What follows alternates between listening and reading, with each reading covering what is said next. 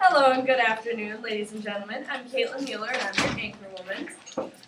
We have Jill, our field reporter. We'll get to her in a little bit. And we have Rachel and KP on the show today to be our pundits and talk a little bit about globalization. Now, today is November 7th, 1990. And I want to talk to you a little bit about what historians are calling the waves of globalization. Now, the first wave of globalization came from 1870 to 1914, and that's when a lot of the tariffs started being lowered. The countries are settling down more, and the United States is settling down more, and we're more willing to trade with people. Also, we have more technological advances in transportation. And then there was a reversal wave from 1914 to 1945. Now, I'm sure many of you remember or know, these were during the World Wars, and so there was a lot of heavier trade barriers. One to mention in particular, the Smoot-Hawley tariff, and that was one of the most historically highest tariffs that has ever been set. And things like this made it a lot harder to trade with our neighbors, not to mention the fact that there was a war going on. That makes it pretty hard to ship things across the ocean.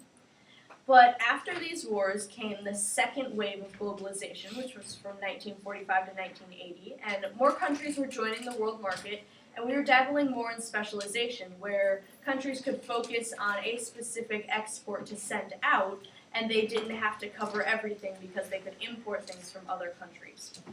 And now we're in what we're calling the present wave of globalization, and we're focusing a lot more on manufacturing things and having more factories and things like that. And so now we're going to go to our field reporter who's over at CNN right now. Jill?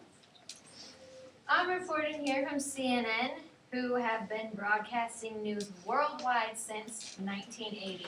Not just broadcasting United States news, it's broadcasting news from different parts of the world to other parts of the world. They've broadcasted events like the Beirut bombing, when U.S. invaded Grenada, earthquakes in Mexico City, and San Francisco. They've had tons of different stories, and they're beginning to put bureaus across the world also. CNN connects countries through technology and could be also called the death of distance, connecting all the countries. Now back to Caitlin. Thank you very much, Jill. That was very insightful. And now we know some of the background of spreading globalization as it affects people economically, but what about from a cultural standpoint? Rachel, Caitlin, as I understand, the two of you have some expansive views on the topic. Well, along with physical products and economical factors, globalization can decide, affect, and exterminate other intangible factors of the world, such as culture. And just like most cultural winds of change, it has had its supporters and its critics. Mostly globalization is known as the death of distance, a murder of sorts, making everyone eventually have the same thought processes, and human experiences. It's like mental communism. I wouldn't say that. Yes, it's true that globalization makes the world seem smaller to those around, not meaning that people are closed off and narrow-minded, but that everything seems more accessible to the people. Then what about the conformity of the woman power suits we saw back in the 80s?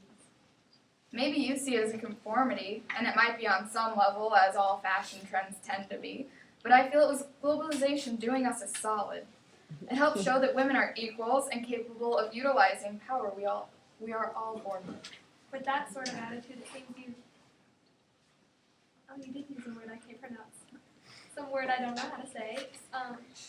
Disintegrated.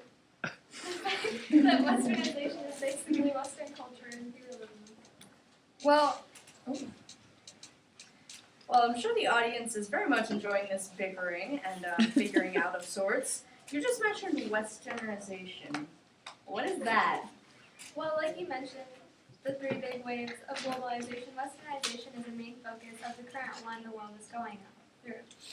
It's the culture and ideals from the West, the USA, making its way into other countries and places, transforming how they progress.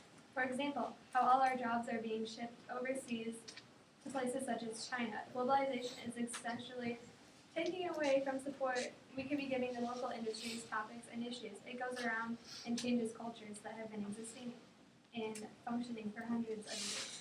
Just because something exists and functions doesn't mean it's good or right.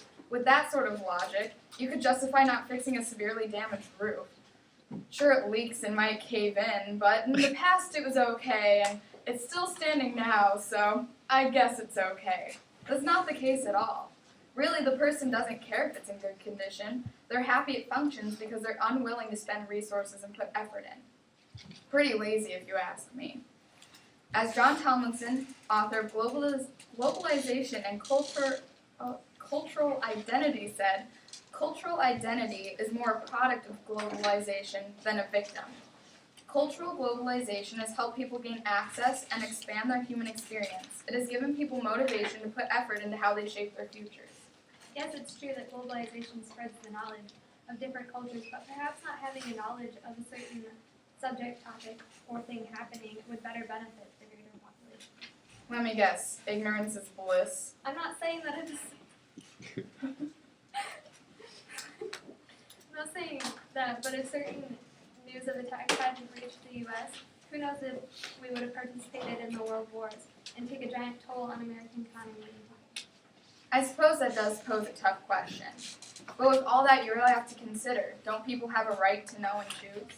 Well, that's a different debate for a different time. We're just going to take it back to Caitlin and end that here.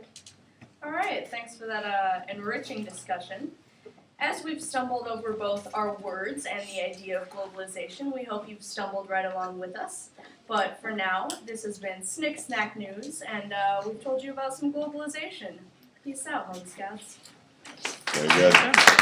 Well done.